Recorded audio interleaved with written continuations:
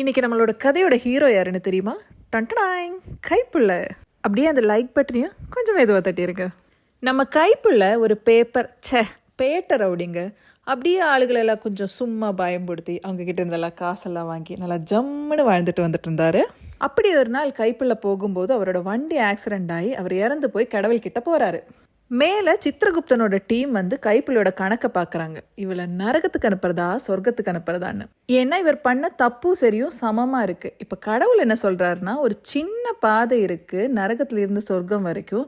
இப்போ கைப்புள்ள அந்த வழியாக நடந்து போட்டும், நடந்து போய் சொர்க்கத்தை போய் சேர்ந்துட்டாருனா சொர்க்கம், இல்லை பாதியிலேயே விழுந்துட்டாருனா நரகம். சொர்க்கத்துக்கு போனால் ஜம்முன்னு இருக்கலாம். இதை கேட்டு நம்ம கைப்புள்ளையோ ஏறி நடக்க ஆரம்பிக்கிறாரு. நடந்து கொஞ்சம் ஆனதுமே நம்ம கைப்புள்ளையோட கொஞ்சம் ஃப்ரெண்ட்ஸ் வந்து சொர்க்கத்தில் இருக்காங்க. அவங்க வந்து கைப்புள்ளைய சியர் பண்ண ஆரம்பிச்சிட்டாங்க. கைப்புள்ள கைப்புள்ளன்னு. இது கேட்டதும் இவருக்கு டென்ஷன் ஆயிடுச்சு.